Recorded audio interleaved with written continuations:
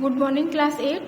हम लोग साइंस में माइक्रो ऑर्गेनिज्म पढ़ रहे थे और इससे पहले हमने हार्मफुल माइक्रो ऑर्गेनिज्म के बारे में पढ़ा था और हमने ये भी पढ़ा था कि जो इंसानों में जो माइक्रो ऑर्गेनिज्म के द्वारा बीमारियां होती हैं वो कैसे कैसे होती हैं। आज हम पढ़ेंगे माइक्रो ऑर्गेनिज्म की वजह से एनिमल्स में कौन सी बीमारी होती हैं और किस तरह से होती हैं। तो देखिए, जैसे कि जानवरों में होती है वैसे ही एनिमल्स में बीमारी होती हैं, जैसे काऊ है, बफेलो है, शीप है, गॉट है, ठीक है। इन सब में माइक्रो ऑर्गेनिज्म की वजह से बीमारियां हो जाती हैं। कौन कौन सी बीमारी होती है? फुट एंड माउथ बीमारी होती है, एंथ्रेक्स और एस्पेरोग्रिलिस बीमारी होती है, यानी कि मुंह में या फिर उसके पैरों में, फुट में क्या हो जाती है बीमारी, ये भी बीमारी भी के नाम है। पहला है आपका foot and mouth disease of animals is caused by virus. जो फुट और माउथ डिसीज यानी कि मुंह में और फुट में जो बीमारियां हो जाती हैं वो एक वायरस की वजह से होती हैं, ठीक है ना। This foot and mouth disease is a viral disease of animal, इसी को हम वायरल डिसीजेस बोलते हैं। The causative micro organism of foot and mouth disease is virus. Causative micro organism क्या होते हैं? ऐसे माइक्रो ऑर्गेनिज्म जिनकी वजह से बीमारियां होती हैं उन्हीं को हम बोलते हैं कॉजेटिव माइक्रो ऑर्गेनिज्म, ठीक है। और ये माउथ और फुट में होती है तो इसी को हम क्या बोलते हैं? वायरस बोलते हैं।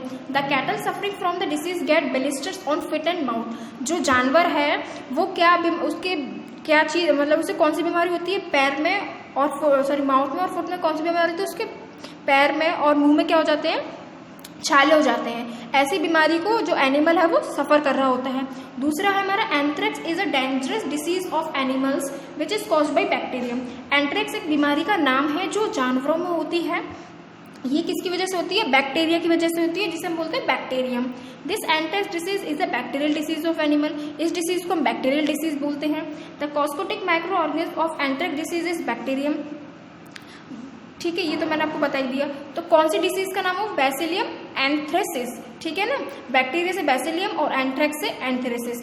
The bacterium and bacillus anthracis which cause anthrax disease in animals was discovered by Robert Koch in 1876।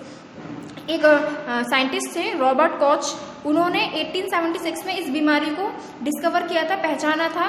Bacterium से होने वाली बीमारी, जब एंथ्रेक्स बीमारी हो जाती है वो बैक्टीरियम से होती है। कौन से बैक्टीरियम से होती है? बैसिलियस एंथ्रेसिस से होती है, ठीक है।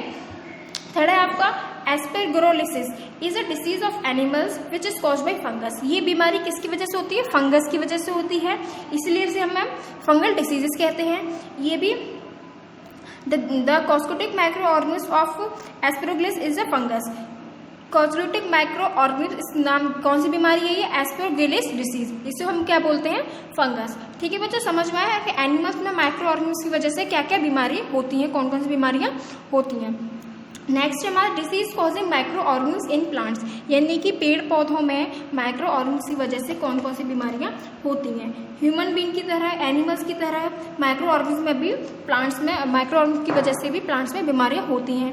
अब कौन कौन सी बीमारी होती है, कहाँ किस किस में होती है? देखो, राइस है, व्हीट है, पोटैटो, शुगर, ऑरेंज, एप्पल और भी प्लांट्स है जिनमें ये माइक्रोब्स की वजह से बीमारियां हो जाती हैं। कुछ बीमारियों के नाम है rust of wheat, citrus cracker and yellow vein mosaic in of bhindi, यानी भिंडी को हम ओकरा ही बोलते हैं। ये बीमारियों का नाम है, यानी कि रस्ट ऑफ व्हीट। व्हीट में क्या नाम है? वो आ जाता है ना, जब कीड़ा खा जाता है तो वो व्हीट काला काला भी हो जाता है और उसमें कुछ डस्ट टाइप हो जाती है, उस टाइप की। सिट्रस क्रैकर बिग बीमारी का नाम है, ये उसमें होती है, ये संतरे वगैरह में होती है। येलो वीन मोसेक ये भिंडी में होती है। अब देखिए, the plant disease cause rust of wheat is caused by virus. जो रस्ट ऑफ व्हीट है वो किसकी वजह से होती है? वायरस की वजह से होती है, ठीक है ना। The causative micro organism of rust of wheat बीमारी का कॉजेटिव माइक्रो ऑर्गेनिज्म क्या है? फंगस है। ये किसकी वजह से फैलती है? Through the air and seeds. Rust of wheat disease is transmitted through air and seed. हवा की वजह से और बीज की वजह से फैलती है। अगर बीज खराब होगा तब भी वो बीमारी आ जाएगी, ठीक है ना। This means that the nodes of transmission of rust and wheat disease are air and seeds. As the name suggest the rust of wheat disease occur in wheat plants.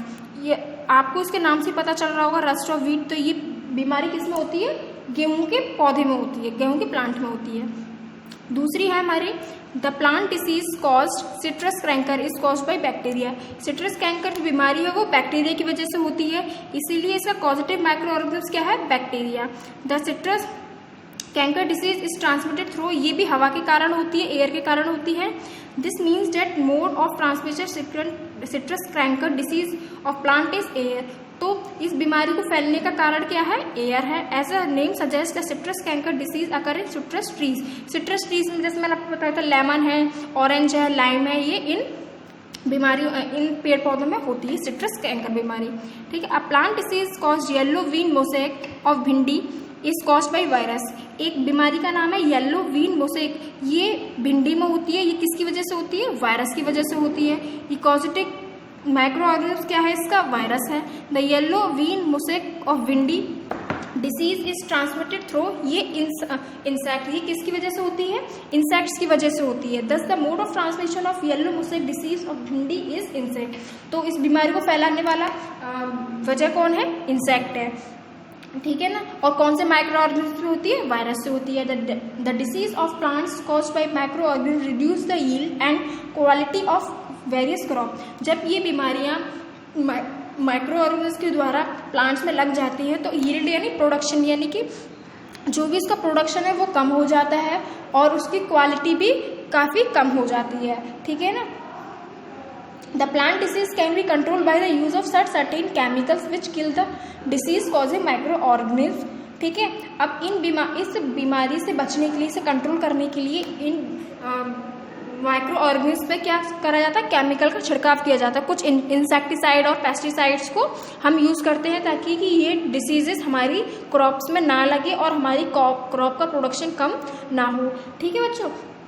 अब हम नेक्स्ट टॉपिक में पढ़ेंगे food poisoning, यानी food poisoning क्या होता है और ये कैसे फैलती है, किस माइक्रो ऑर्गेनिज्म की वजह से होती है। तो आज के लिए इतना ही। आप इसको ढंग से पढ़िएगा और समझिएगा। ठीक है बच्चों, थैंक यू।